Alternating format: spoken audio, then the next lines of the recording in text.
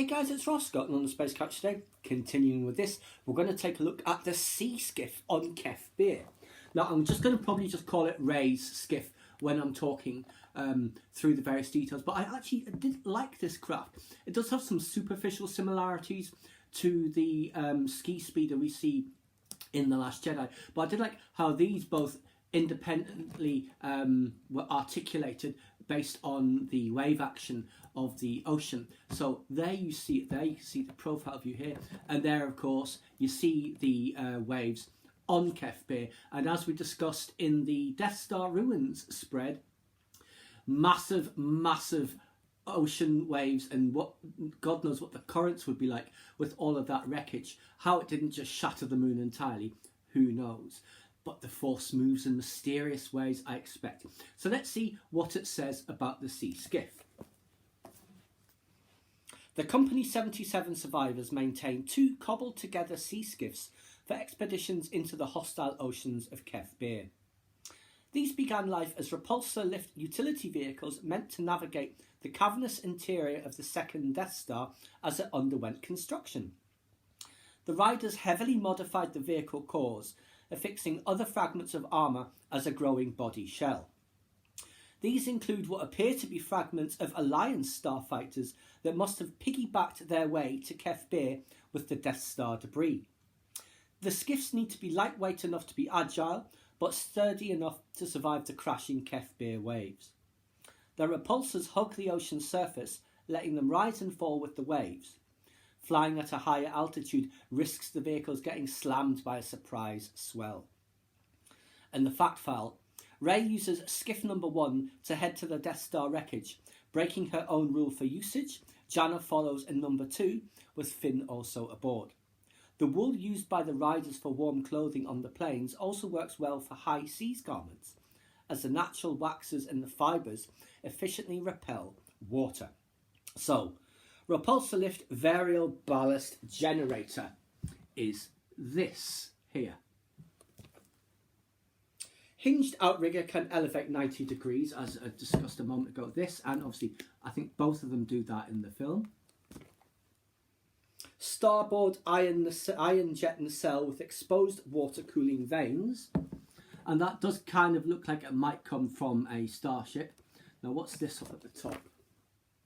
The shrouded power plant. And the wind vane tassels connect to the sensor pod here. So there's the power plant. So next we've got ion booster pod for emergency acceleration here. Communications rig in aileron, which is this bit right here. Seawater atomizer fuel port, which is this here. Oh yeah, we've done that one. Repulsor lift variable ballast generator on the other side here. Obviously this side and this side. They look a bit mismatched. The reinforced outrigger join, which is here. Exposed articulation mechanics for outriggers, which is this here. Directional sensor and compass, unsurprisingly right in the nose.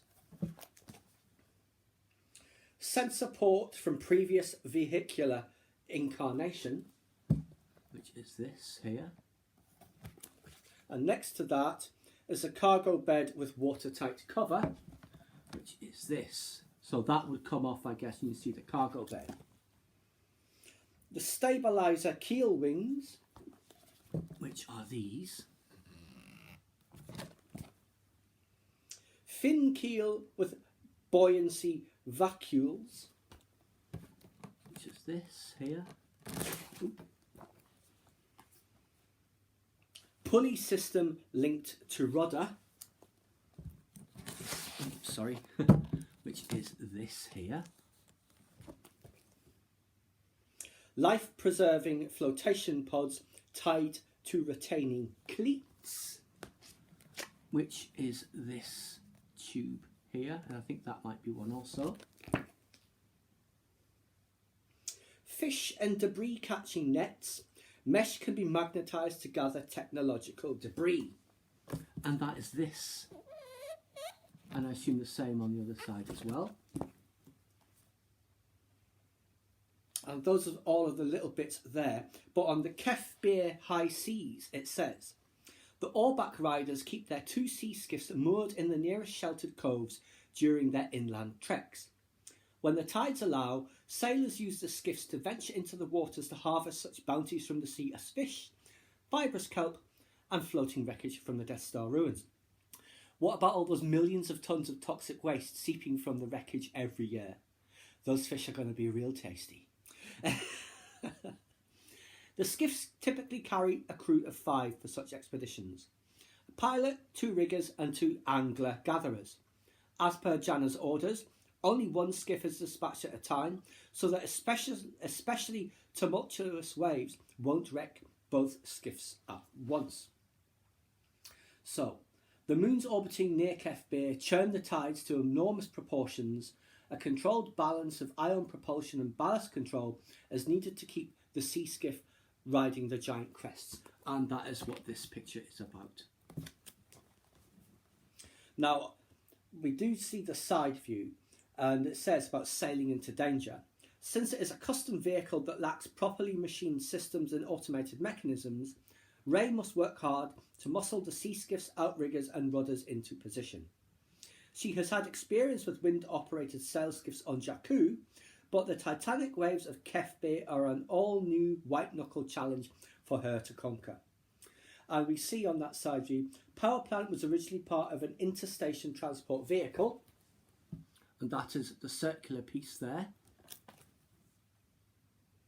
Position typically shared between pilot and 2 riggers. Ray operates it solo, and that is here. And then we see the primary rudder, which is this. So yes, that is the sea skiff. I do like this vehicle. I like it more than the ski speeders we see in The Last Jedi. If this becomes a vehicle, I shall have to get it. But I mean, this will be a bit impractical, unless it's one of the very small ones that goes on its little stand, and then it would be quite practical. Otherwise, that's a bit of a nightmare.